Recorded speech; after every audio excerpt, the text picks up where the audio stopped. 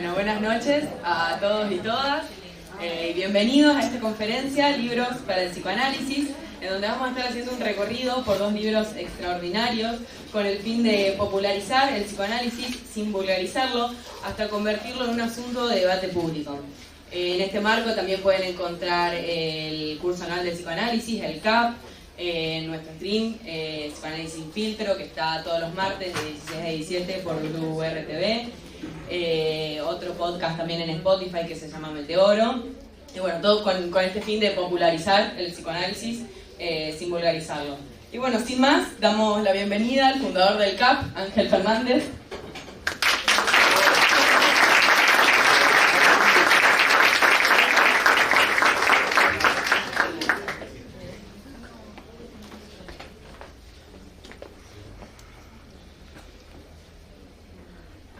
La pregunta es, ¿puede ser que los sueños tengan un sentido? ¿Puede ser posible? Puede ser que además tengan un sentido que no es metafísico o esotérico, sino que es un sentido que tiene que ver con mi vida despierta, con mi vida cotidiana. Pero no solamente el sueño puede tener un sentido conectado con mi vida cotidiana, un simple olvido. El olvido puede conectar con el deseo. Puede ser que el olvido, nuestro olvido, sea algo significativo. Bueno, esas eran dos preguntas que yo me hacía cuando era jovencito. Estaba extraviado, solitario, y buscaba en los libros lo que no encontraba en el mundo. Pero resulta que encontré mucho más que lo que no encontraba en el mundo. En dos textos encontré el mundo. En dos textos de Freud encontré el mundo, pero no solamente el mundo psicoanalítico, que luego sería para mí un largo camino de investigación y de preguntas. Me encontré con mi propio mundo. Esos dos textos fueron la interpretación de los sueños, específicamente la introducción, sobre todo, y psicopatología de la vida cotidiana, donde Freud hace todo un trayecto, toda una lectura muy delicada, muy puntillosa, sobre cómo esas cosas olvidadas de lo cotidiano finalmente conectan con lo maravilloso, y con lo maravilloso propio. Entonces, eso que buscaba en los libros y no encontraba en el mundo, me llevó a encontrar este mundo, que es el psicoanálisis, pero también mi mundo, que es un poco lo que quiero, o mi otro mundo, como diría Shefek, ¿no? Mis dos mundos, ¿no? Pero digo, este mundo propio que el psicoanálisis me ayudaba a recuperar, porque si mis olvidos, si mis sueños tenían una significación, entonces no era como me habían enseñado a mí, que las cosas que pasaban en lo cotidiano no importaban, que no tenían ninguna importancia, que lo único importante era lo que pasaba lejos, a los otros, en otros países, en otros mundos. No, Freud me dice, no, loco, lo que importa es lo que te está pasando a vos. Y ahí está la frase con la que quiero empezar. Frase tutelar de esta conferencia. Hay algo que una vez conocido permite conocer todo lo demás. La repito. Hay algo que una vez conocido permite conocer todo lo demás. En mi caso, fueron esos dos textos que no son los que vamos a hablar hoy, pero fue esta introducción a la interpretación de los sueños, sí, la interpretación de los sueños, y psicopatología de la vida cotidiana. Lo que quiero es que se lleven una sola idea principal, que es no simple, súper simple. Una sola idea. Con esa sola idea que se lleven hoy, me doy por contento. Y es que el psicoanálisis está mucho más cerca de cada uno de nosotros de lo que pensamos. que para lo que es la opinión pública en sentido amplio, las personas que no tienen por qué saber ni les interesa de manera directa el psicoanálisis está mucho más cerca de lo que creemos. Para los que lo practican y les interesa el psicoanálisis especialmente, también. Lo que pasa es que todos estamos en algo que nosotros llamamos en el CAP política de la confusión. La política de la confusión tiene muchas caras, pero hay, digamos, 3 caras que siempre repetimos y que son muy importantes de ubicar. Son 3 problemas en los que estamos metidos cuando queremos saber algo de psicoanálisis, cuando queremos, ya sea a modo de divulgación y modo informativo, o a modo de formación, investigación, y esto lo vemos mucho en la teoría de divulgación. Los 3 problemas que sostienen la política de la confusión son básicamente, por un lado, la desorientación bibliográfica. Nadie sabe qué leer. Cuando éramos jóvenes no sabíamos qué leer porque nos faltaban textos. Hoy nadie sabe qué leer porque sobran textos. Pero hay una enorme desorientación bibliográfica. Hay una desorganización conceptual. Los conceptos están desorganizados. Se mezclan entre sí, se pierden los sentidos. No hay una secuencia. Digo, es uno de los problemas que enfrentan todos los que se dedican al psicoanálisis. No es un problema de uno o dos. Y por último, hay una enorme desinformación histórica. Enorme desinformación histórica. Si no conocemos qué importancia tuvo la entrada del psicoanálisis en la cultura, qué significó el descubrimiento del inconsciente como corte epistemológico en el discurso del siglo XX, en la cultura del siglo XX, pero tampoco sabemos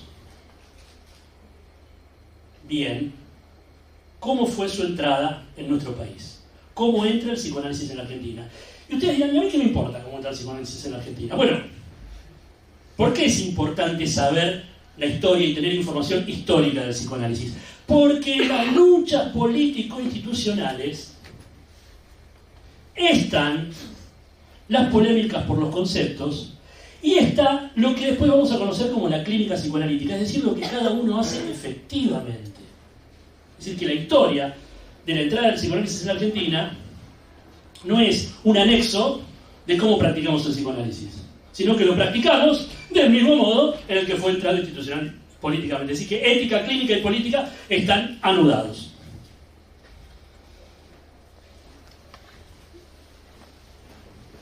Pero para la opinión pública en general, que no padece estos 3 problemas de manera directa, se habla de que el psicoanálisis es una cosa, qué sé yo, complicada, para gente inteligente, no sabe cómo son las cosas, para tipos que, para una élite de entendidos, o para gente que está loca, vas al psicólogo, está loco, loca, para enfermos, o que el psicoanálisis, un invento que está muy de moda ahora decir que el psicoanálisis se encarga de la infancia y que quiere saber de tus padres. Es una falacia absoluta. Son los neuróticos los que hablan de los padres y de la infancia. Pero el psicoanálisis no le interesa. Escarba mucho en el pasado. ¿Cómo escarba mucho en el pasado un psicoanalista si lo que hace cuando vos vas a hablar con él es decirte qué decís? ¿Qué decís? No, nada. Bueno, decí lo que se te ocurra. No tengo ganas de decir lo que se me ocurra. ¿Y a qué venís? A pelear con vos. Ah, bueno, dale, está bien. Ponele, por ejemplo, ¿no? Un chiste tonto. Un chiste tonto de los tantos que podemos hacer de las primeras entrevistas con el psicoanalista, ¿no? Porque es una práctica extraña. ¿Qué va uno ahí, no? ¿Qué va? Y bueno, va supuestamente con la máscara del malestar. Está mal, es cierto que uno está mal y los síntomas, y parece que fuera médico uno. Pero después, al tiempo, te das cuenta que es raro que estás ahí. Empezás a hablar cosas raras y todo se empieza a tomar un matiz onírico y mucho más interesante del original que vos partiste. Entonces no tiene que ver con eso el psicoanálisis. El psicoanálisis de lo único que habla es de lo que vos decís. No dice esto, aquello, lo más allá. Vos ves que cada discurso tiene un decálogo, ¿no es cierto? Ustedes, el discurso religioso tiene los 10 mandamientos. El discurso médico tiene sus 10 mandamientos que te dicen no tenés que comer grasa, tenés que hacer ejercicio, no sacar la sal, son 10 mandamientos. Te vas a, qué sé yo, el discurso político tiene sus 10 mandamientos. El discurso democrático sus 10 mandamientos. Siempre tenés cosas que hacer, o sea, son ideales a cumplir. ¿Qué te dice el psicoanálisis? ¿Qué decís? Entonces, la tabla de los 10 mandamientos, si existiera el psicoanálisis, está vacía. ¿No? Y acá viene la diferencia del psicoanálisis con la autoayuda. Porque la autoayuda te dice, hacé tu propia tabla de la ley, dale. Orientate por lo que se te cante a vos. Hacé la tuya, total, nosotros qué te importa. El psicoanálisis no. El psicoanálisis te dice, dale, escribí tus reglas. Y que dentro de un rato vengo. Ya está, ahora las escribí. Bueno, ahora léelas. Ah, pero esto no es lo que yo quiero hacer. ¿Y por qué lo escribí? ¿Lo escribiste vos? Ah, sí. Pero yo escribo, está escrito en mí lo que yo no quiero. No solamente lo que quiero. Entonces, cuando armo mi propia tabla de la ley, me encuentro con que el otro ya está ahí. Con que el reverso del discurso del inconsciente es el discurso del amo. Y que cuando alguien se me dice, habla libremente, lo único que aparece, o casi lo único que aparece, son las determinaciones de su relación con el otro. No aparece un hombre libre, que dice libremente lo que quiere decir. De hecho, el psicoanálisis es la experiencia de la dificultad de decir, no la experiencia del decir. Bueno, ¿conocen esa historia? Es una historia semibíblica, no me voy a meter en Honduras, simplemente así rápidamente. Dice que había un granjero que quería encontrar diamante y se va a África. Se pasa la vida buscando diamante, no consigue nada, muere pobre, alguien compra su granja y resulta que abajo de la tierra tenía cualquier cantidad de diamantes. Esto para decir que eso que parece que está muy lejos está muy cerca. Ustedes hablan, están en relación con el psicoanálisis, punto. No necesitan saber nada. De hecho, la invitación es hable sin saber. El saber es un problema de otro discurso, como por ejemplo el universitario, pero la relación con el saber del psicoanálisis es distinta. Entonces, no necesitan saber nada. Con esto lo que quiero decir es que el psicoanálisis no habla de objetos como el cerebro, la serotonina, cosas del mundo físico. El psicoanálisis no habla de valores ya preestablecidos. El psicoanálisis habla de lo que vos decís y con eso que decís construís los valores y los objetos. Entonces estamos en la Matrix. El psicoanálisis habla de lo que vos decís. No dice cómo son las cosas. Te pregunta a vos cómo son las cosas. Y abre una conversación al respecto. Porque cuando vos escribís tu tabla de la ley, después la tenés que reescribir el psicoanálisis. El chiste del psicoanálisis es la reescritura, ¿no es cierto? No es que escribo mis tablas y yo soy como soy y hago mi vida. No, tenés que rectificar. Es el trabajo, ¿no? de las marcas que el discurso amo deja constitutivas. Vos estás haciendo todo el tiempo un trabajo de retranscripción, de retraducción, de reescritura y de relectura, ¿no? Entonces, el psicoanálisis abre la pregunta por un decir. Así de simple. Ahora, acá hay algo curioso. Acá empieza algo que es bastante llamativo y que a mí me dejó un poco con la boca abierta cuando escuché gente que decía eso y lo fui entendiendo.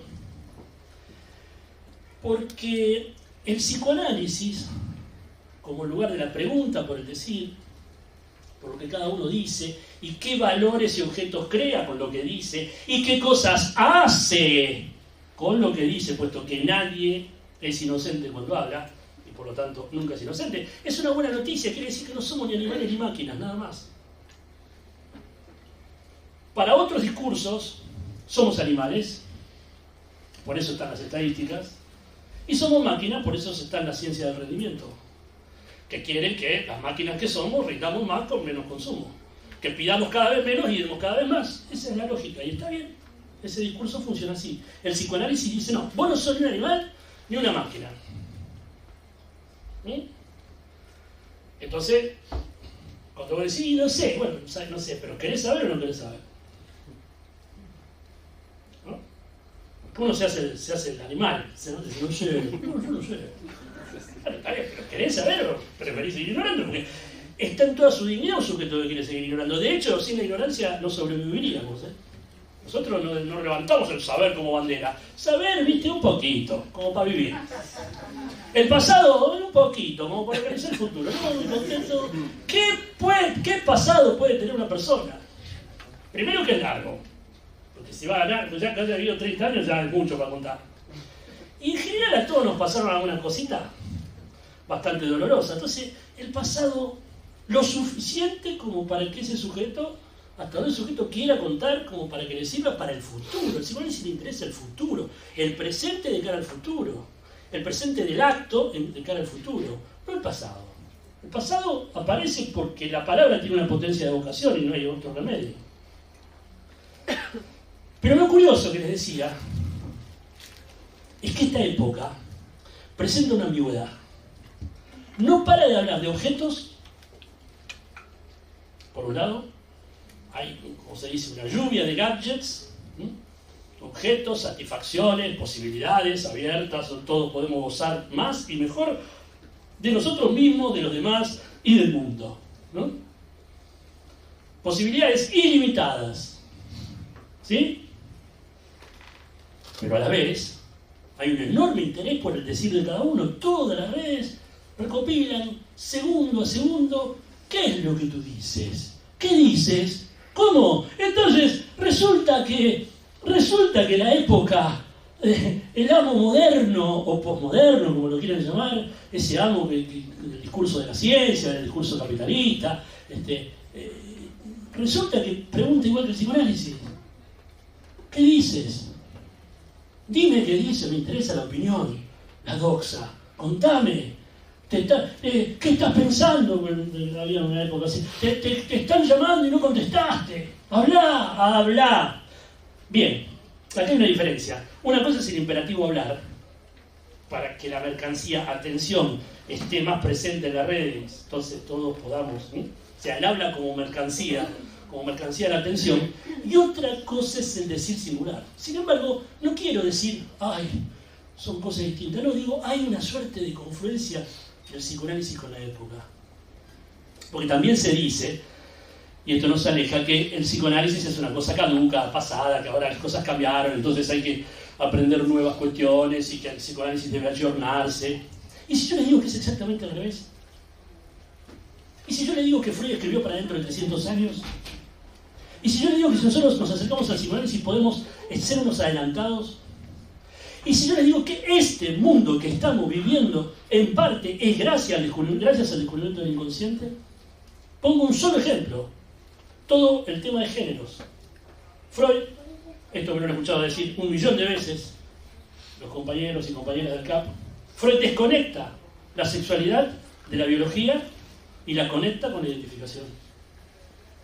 Es decir que en 1905 Freud estaba diciendo que nadie era sexualmente lo que su anatomía decía, sino lo que él como sujeto del deseo y del goce decía. Freud en 1905 le preguntaba a la gente, ¿usted cómo se orienta sexualmente?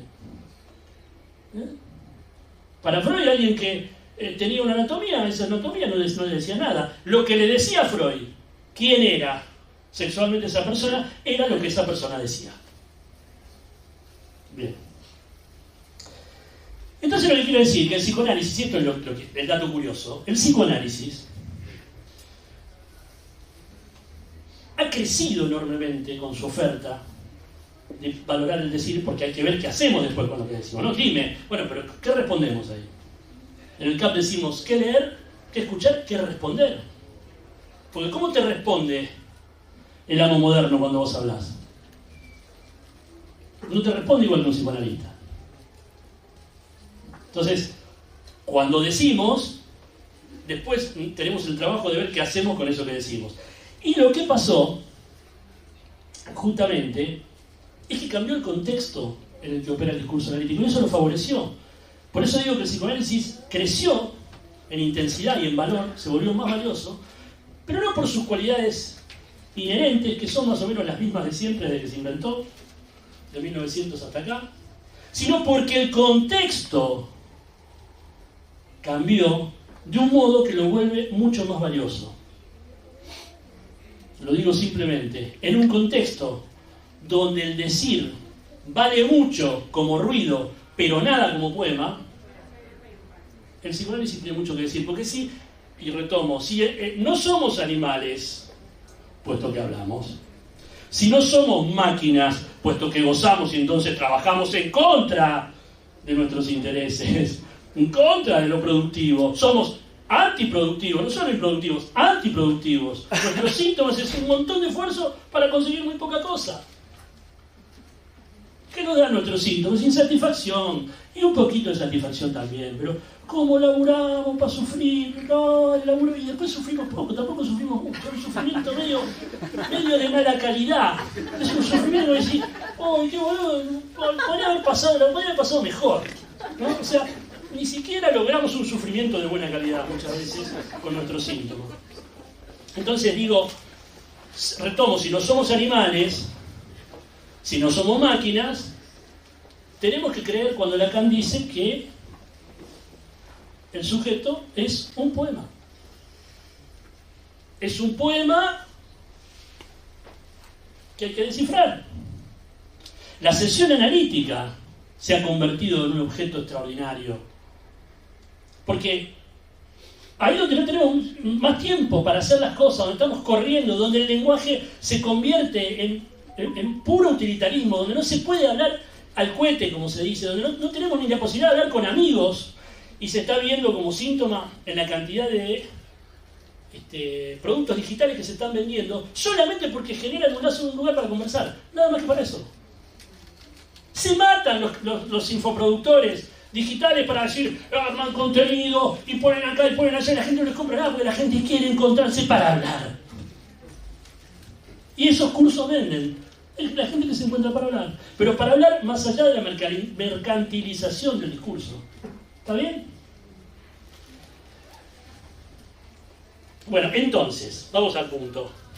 ¿Qué es lo que nos vamos a llevar? ¿Qué es lo que diríamos que ganamos si le damos esta oportunidad al psicoanálisis? Si lo reconocemos como parte de nosotros, lo reconocemos como que está cerca, tratamos de desarticular los prejuicios que tenemos en relación a sus autores, a sus acontecimientos, a los textos fundacionales, y reconocemos que los tenemos ahí a la mano.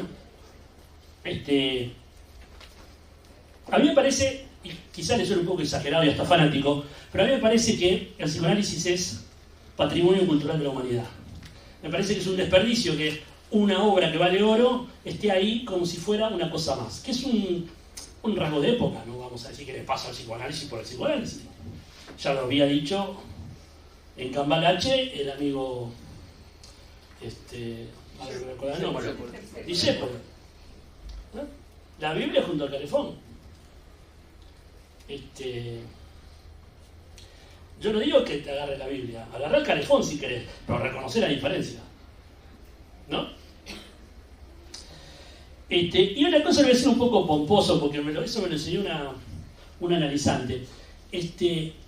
Lo dijimos así, ella me lo insinuó, ¿no? Me dice, la pausa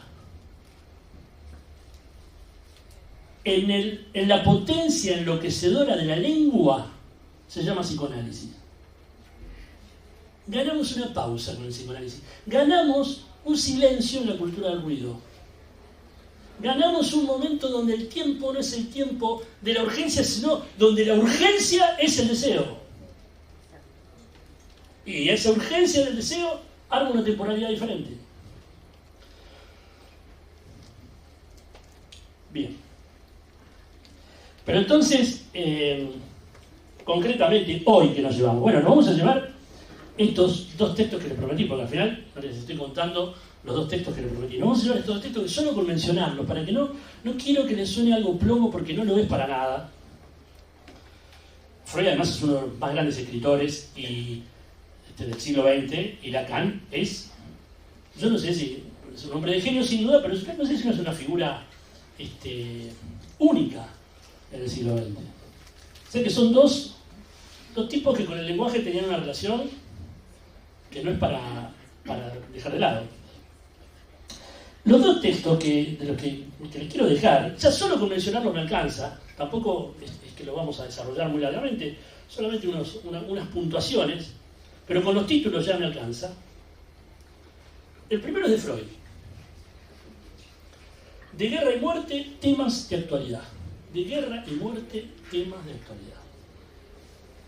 ¿Por qué este texto tan breve, tan de época? Bueno, porque Freud hace una operación literaria que, a mi entender, nos puede ayudar mucho a leer otras cosas que estamos tratando de leer. Porque Freud te ayuda a leer otras cosas. No es que con Freud aprendes a leer psicoanálisis. Porque ya dijimos, el psicoanálisis no es nada. Es un modo de leer. Entonces vos aprendes a leer Freud y con Freud aprendes a leer lo que querés leer. Que puede ser tu relación con la muerte, tu relación con los otros, tu relación con vos mismo, con tus pesadillas, con tus sueños, qué sé yo. El tipo, y lo quiero poner para que entiendan, en ese momento la contrafigura de Freud, en el sentido de cómo leía la guerra de una manera completamente diferente, estamos hablando de la Primera Guerra Mundial, la Segunda Guerra Mundial, la primera, la Gran Guerra. Claro, Einstein, que era la contrafigura freudiana, él era representante de la Liga de las Naciones, el hombre de paz, el hombre que quería la concordia universal, el concierto de las naciones y todo esto. Es el que le pasa la fórmula de bomba atómica a Estados Unidos. Con todo cariño, lo queremos mucho, con la lengua afuera, a Einstein, lo tenemos todo el póster de la pieza, quinceañera, todo bien. Pero, digamos, mamá, no se trata de Einstein, se trata de la ciencia, ¿no? Lacan va a hablar de la angustia de los científicos. Me estoy adelantando al segundo texto, pero no importa. La angustia de los científicos en su ingenuidad. Mueven cosas, mueven microbios, particulitas, cositas que no se ven y de pronto tenés una pandemia, suponete, por decir algo. No sé cómo fue, no sé nada, no me meto con eso. Pero digo, es así, le mandás una cartita al presidente de la principal potencia militar del mundo y después tenés Hiroshima y Nagasaki. Y no sabés qué pasó. Pero sabés que vos tuviste algo que ver con eso. A eso Lacan lo llama la angustia de los científicos.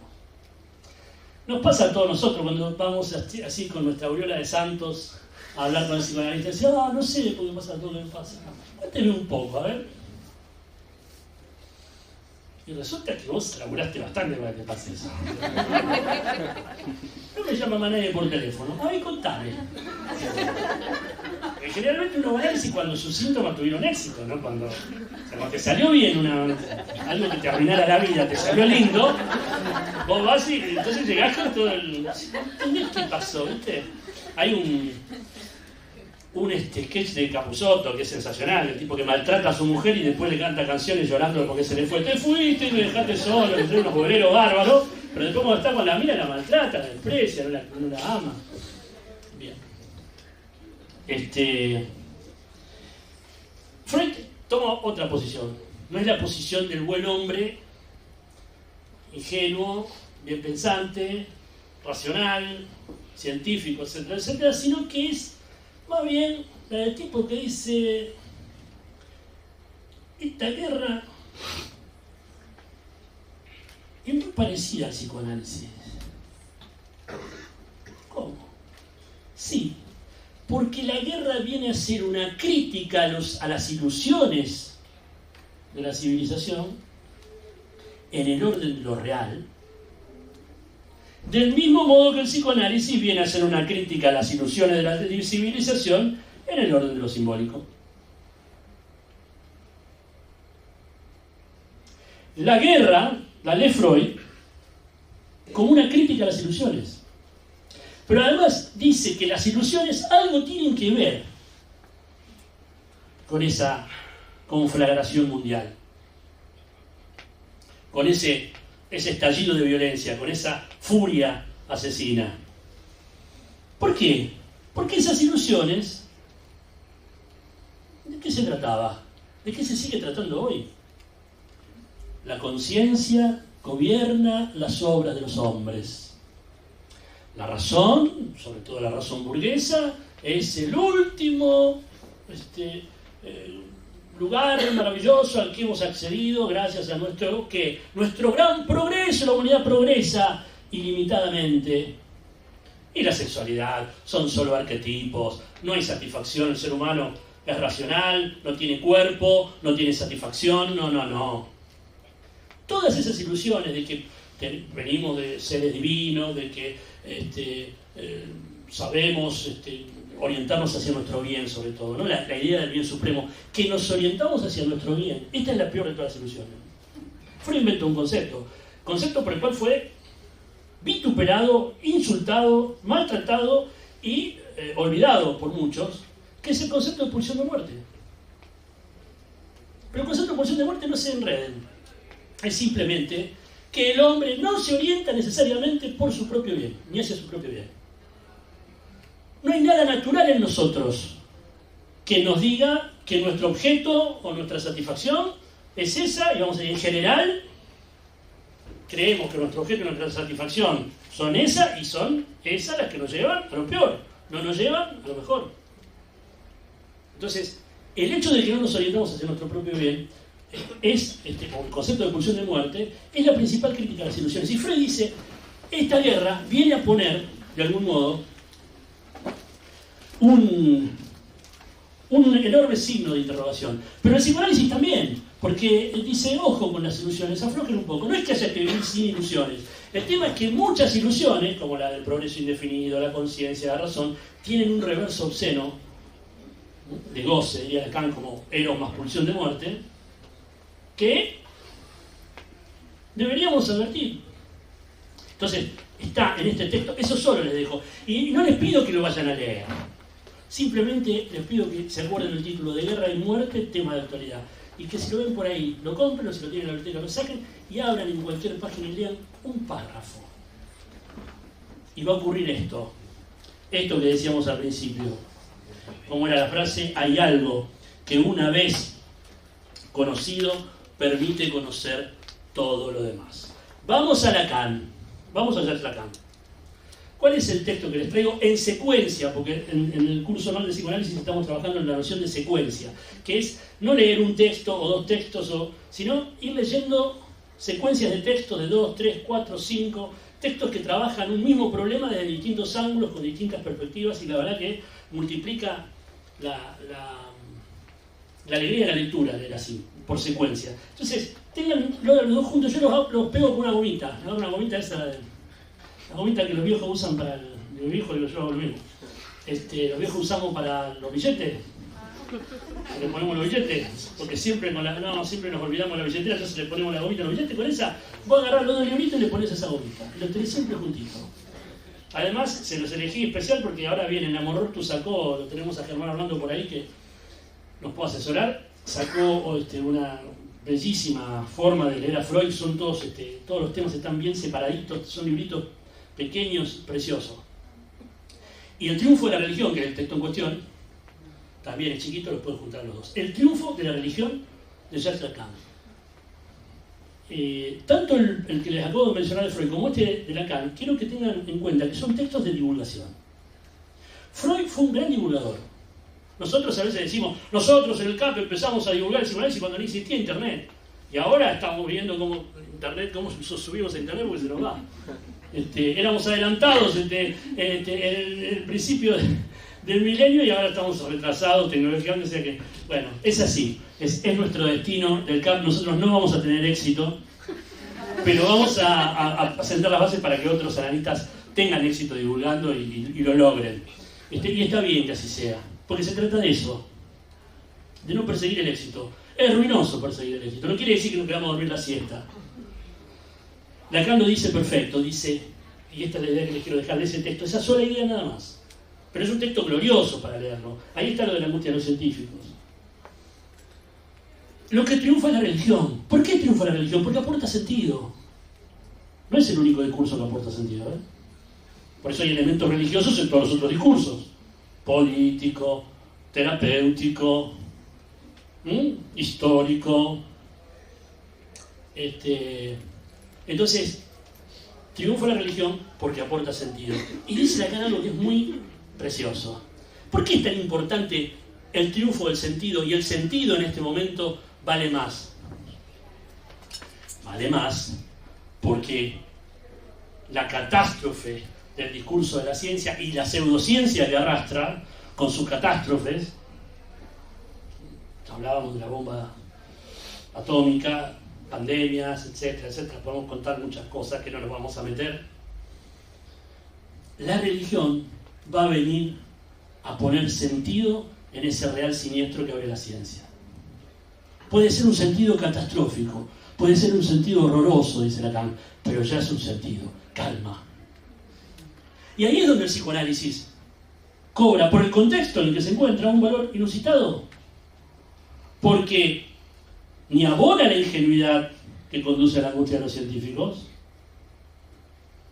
sin idealizar un saber al respecto, ni se casa con el sentido, sin entender que hay sentido de los sueños, de los síntomas, pero que también el sinsentido forma parte fundamental de nuestra experiencia humana. No todo tiene sentido. Y lo que no tiene sentido es muy importante. Es muy importante que alguien cuide lo que no tiene sentido. Y ahí está el psicoanálisis. Bien. Prometí terminar a tiempo. Y creo que lo voy a lograr. No siempre cumplo lo que prometo.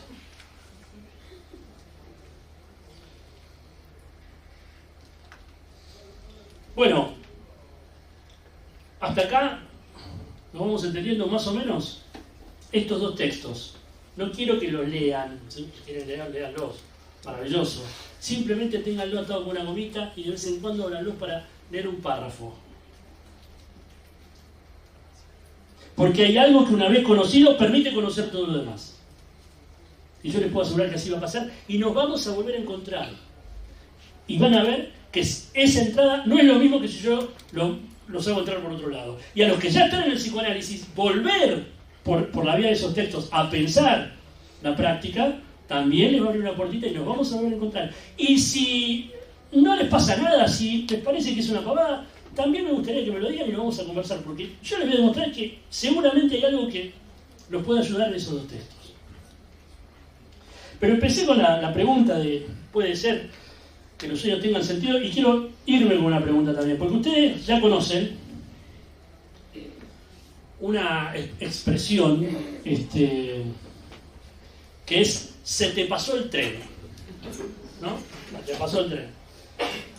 El último tren. Una vez se dice, yo me acuerdo un amigo que yo quería mucho, hablábamos de una situación histórica, qué sé yo, y dice, bueno, se te pasó el tren, jodete. Y yo entre mí decía, menos mal. Porque la verdad que está bueno que algunos trenes uno no se haya subido, ¿eh? La verdad. No se lo dije a mi amigo, pobre, estaba contento pensando que yo estaba triste porque se me había ido el tren. Yo estaba feliz de no haberme subido nunca ese tren. El último tren, perdiste el tren, no te pierdas el tren, ¿eh? Esto se usa mucho en marketing para generar una sensación de escasez, para proyectar urgencia, y entonces así vos precipitas una decisión de compra, ¿no? Que no se te escape el tren.